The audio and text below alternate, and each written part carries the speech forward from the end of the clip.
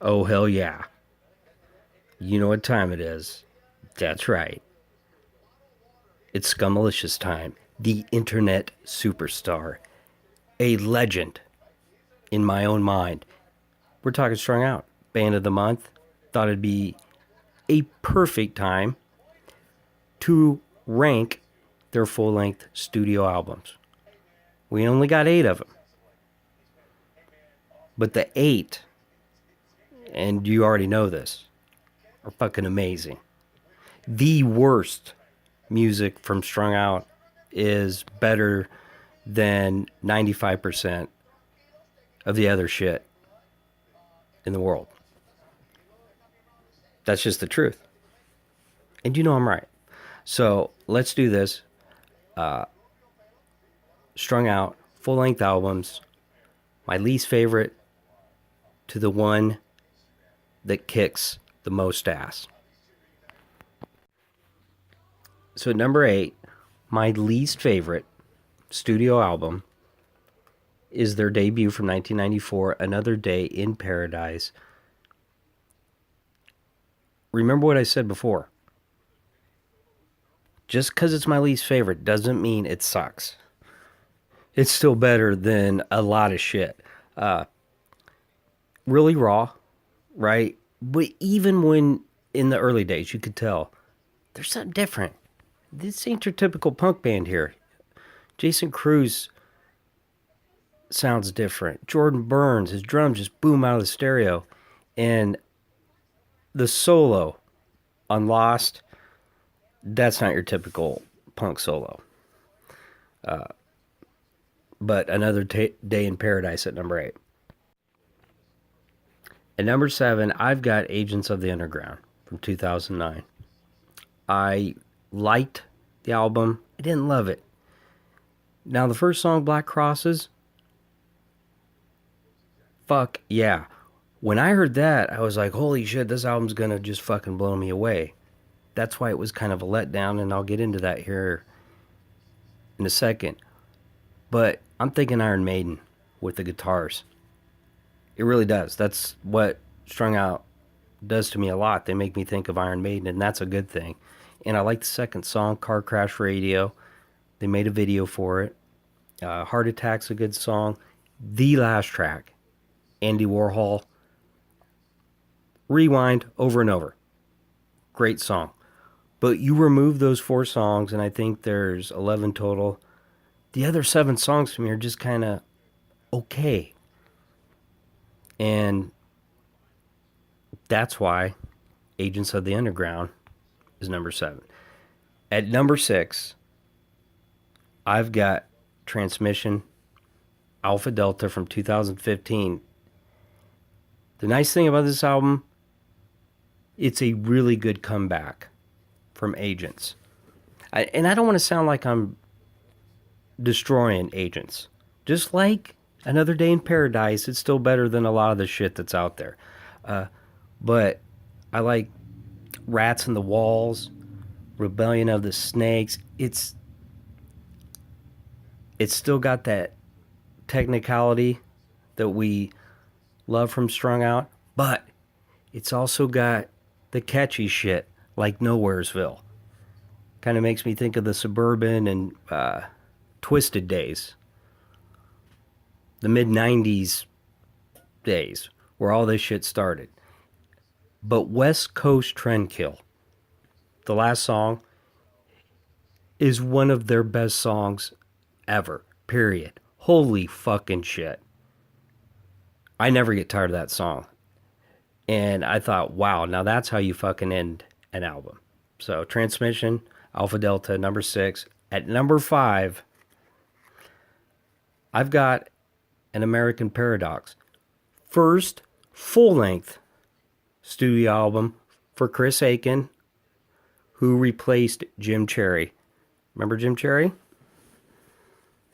Yeah, the guy that played bass for Strung Out for 10 years and also played guitar for Pulley. Holy fucking shit, are you kidding me?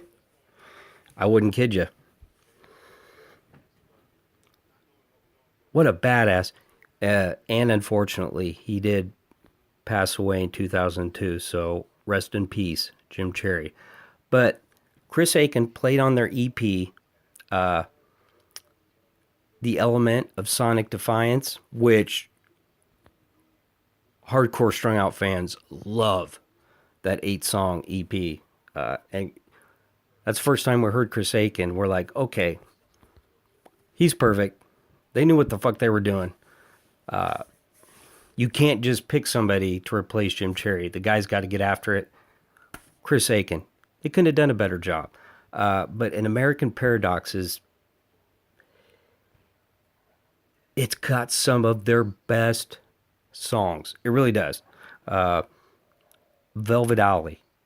That's how you kick off a Strung Out album. Holy fucking shit. It just sets the tone, right? Kill Your Scene, Alien Amplifier, and if you see my video, my top 15 songs, Satellite. I've got it in my top 15 Strung Out songs all time. It's on this album. It is so underrated. Listen to the lyrics. Listen to Jason Cruz singing the words to that song. He brings the fucking passion. It's an amazing song. Great album. So, American Paradox from 2002 at number 5. At number 4, we're going back to 98 for this bad boy. Twisted by Design. Absolute burner from the get-go. This was their third album, and this was the springboard for the future albums where they brought in that technicality and the speed, and you're like, holy shit. This is a punk band that can actually play their instruments. Too Close to See. It was in the video. It's my favorite song they've ever recorded. That's just my opinion. Exhumation of Virginia Madison. How can you not love that song about some guy fucking a dead corpse? Am I the only one that can relate to that? What, Veronica? What do you think I'm doing when you're asleep at night? I got shit to do. You knew I was weird. Don't fucking look at me that way. Anyway, and then you've got Crossroads, Asking for the World, Just Like Me, Matchbook. Great album. So, Twisted by Design, number 4. At number 3, the 2004 classic, Exile in Oblivion. I bet 70%, and I'm just guessing here, 70% of the fans of this band would probably pick that as their number 1 album. And listen, I totally understand. The most unique and complex album of their entire career. Kylie and Ramos are so amazing with their chord progressions and solos. The double bass drums of Jordan Burns. Jason Cruz is at the top of his game, both vocally and lyrically. What can you say? Analog's got that thrash guitar intro, a Blueprint of the Fall. What a guitar solo. That is a fucking shredding, metal sounding guitar solo. Angel Dust. Love that song. Anna Lee. Swan Dive. Now, Swan Dive's got that old, strung out, suburban kind of feel. And the misanthropic principle. Strung Out knows how to end a fucking album. Some of their best songs are always the last ones. They're like, we're going to begin this motherfucker really good, and we're going to end it really good. You're going to get your fucking money's worth. So, for me, Exile comes in at number 3. At number 2, I have Black Hawk's Over Los Angeles. Came out in 2007. I know a lot of people don't love this album as much as I do. And I don't get it. I really don't. It's still got the technical stuff that I keep mentioning. Not as technical as Exile and Oblivion. Exile and Oblivion is Strung Out's Injustice for All. You know, could you imagine them having any fun playing that album live? Probably not, because they had to concentrate so much to make sure they were playing the fucking songs right. Black Hawks loses some of that, but the songs are so fucking amazing.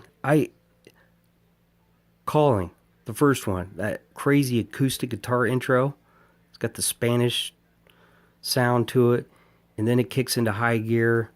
The guitar solo at the end. Who do you think of? Yes, Iron Maiden. Once again, All the Nations. Such a catchy chorus. A War Called Home. That song will always be special to me because my son loves that song. That's his favorite Strung Out song. Mission Statement, and shocker, they close it out with another badass song, Diver. And I'm not kidding, when I bought this CD, I had a new car. That fucking CD did not get removed from my CD player for 3 months. God, and I see some people, they just don't love it like I do. Hey, we're entitled to our opinion. I fucking love Blackhawks. Number 2. So obviously, you know what number 1 is. It's Suburban Teenage Wasteland Blues from 1996, their second album. And it's definitely not all that technical, but technical enough for me. It's speed skate punk at its finest. And every song is great.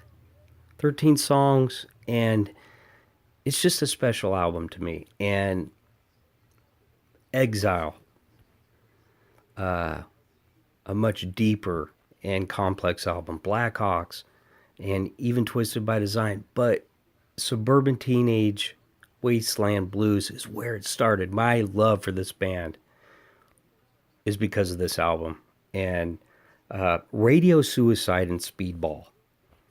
2 of the most underrated songs that no one talks about enough. That's just what I think. And like I said, you put this bad boy in, you ain't skipping any of the songs. It's a masterpiece. And there you go. Strung Out. Rank 'em. Scummalicious style. Yeah.